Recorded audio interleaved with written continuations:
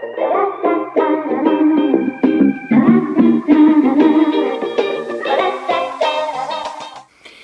guys, so I had asked in one of our last videos whether people wanted to hear the story about Elisha's diagnosis with hemophilia, and there was a few people that wanted to hear the story. So I'm going to go ahead and film that. We were in Ottawa for a leaders retreat when I was downstairs in a meeting and Elisha was upstairs with Dave, and he had actually fallen off of the bed. At first, it didn't seem like it was that big of a deal. Dave actually didn't even bring him down to tell me right away until he noticed that there was a bump on Elisha's head. So because we were in Ottawa, we took Elisha to CHEO to get him checked out. They did a CT scan to make sure there was no fracture in his skull, and just to check to see if there was any internal bleeding or anything wrong with his brain or anything like that. So it was pretty scary, but I just remember being in the hospital room and I just started praying that God would just heal him, and that God would just show up in that moment, and that there would be no fracture and that there would be nothing. They came back and they told us that there was no fracture, that he was fine, but we needed to look out for symptoms of a concussion. They sent us on our way. That was a Saturday night. So the next morning we were in church and he was really, really pale. He seemed like he was going to throw up. He didn't. We finished up the church service. We were going to drive home to Kingston, our service that night, and he started to throw up in service, but we were told that that could be something that would happen, so we decided to just go home early. So we brought him home to rest on Sunday night. Monday when he woke up, that his one eye was a little bit swollen shut. So I had called telehealth and had asked what was going on, if that was normal part of what had happened. We're first time parents, we had no idea what was going on. They said that it was normal, the swelling should go down throughout that day, and it did. The swelling went away from his eye. He still had a pretty big bump on his head. It looked bigger than normal to me. Later on that day though, he had started throwing up again, and so we were just a little bit concerned. So we took him back down, checked him again. They looked over the CT scan from CHEO and said that everything was fine. We were sent home again.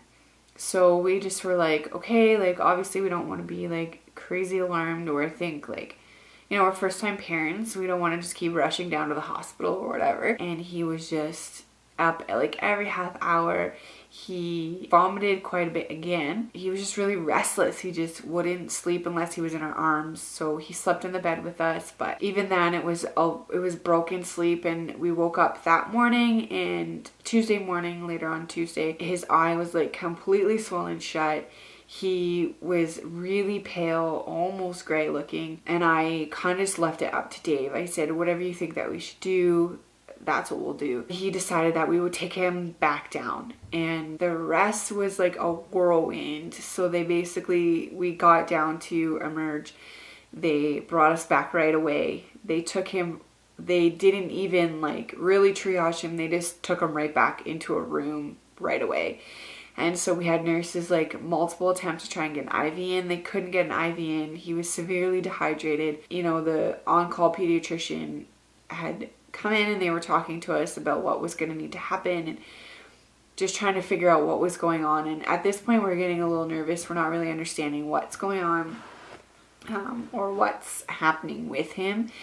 So then they come and they tell us that we are then being taken by ambulance to another hospital. I knew once they were taking us from the one hospital to the other by ambulance that this was actually really serious. There was something really seriously wrong. We get to the hospital and they rush us to the room, and there's nurses and doctors coming in and out, and then they start asking me questions about hemophilia. I didn't really know a whole lot of history. It came down through my mother's side. I had texted my dad and I had asked about hemophilia. My uncle had hemophilia. He had passed away. He's passed away now. They had figured once we got there and when they had assessed him and when they saw him and stuff like that, that when we told them that there was hemophilia in the family, they were sure that that's what was going on. Finally gotten an IV in, and they were able to draw a little bit of blood. In the meantime, though, he needed to have a blood transfusion because his count was down to 43.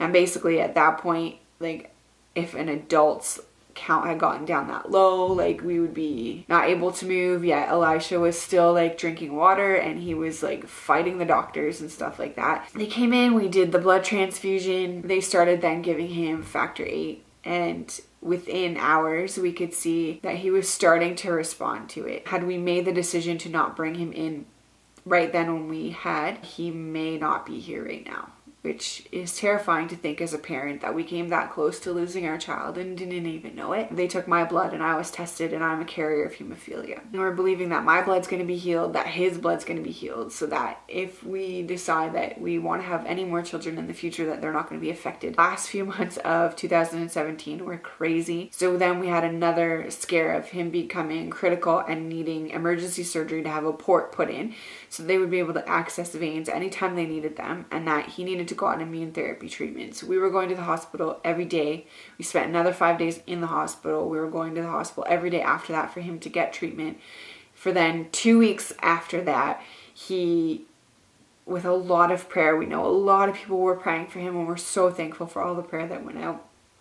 2 weeks after, his blood showed levels of inhibitors that were at a place that put him at a critical. They were gone, like through prayer. And so we know that prayer works, and we know, and we're still believing that in 2018 that he will no longer have hemophilia, that his body will start producing factor 8 on its own, which we're so excited to see that happen. We've dropped down to 3 treatments a week. I'll be learning how to do his infusions, and I'll be able to give his infusions at home at some point. So then we won't have to worry about going down to the hospital. We won't have to worry about doing any of that. It's been really awesome to see how God is moving through this situation and moving in and through people in this situation. So we know that Elisha has a special call. We know that God's going to do something huge in this. So this is a little bit of a different video than we do basically on this channel, where we do a lot of vlogging. We're definitely going to be doing more vlogging in 2018. Then eventually we'll show like daily life at home with doing infusions and things like that. So be sure to subscribe and hit the notification bell so that you can journey with us through 2018 as we see this miracle play out and as we see this miracle like unfold in front of our eyes. So excited to have you guys here and have more people join us in this journey. Our next vlogs will be regular like vlogging. I mean, I may do more story times with Dave involved. The baby, he's just putting the baby down and he's going for a nap right now. So I thought this would be the best time. The lighting's still good. So have a good day, guys, and we'll see you in our next video.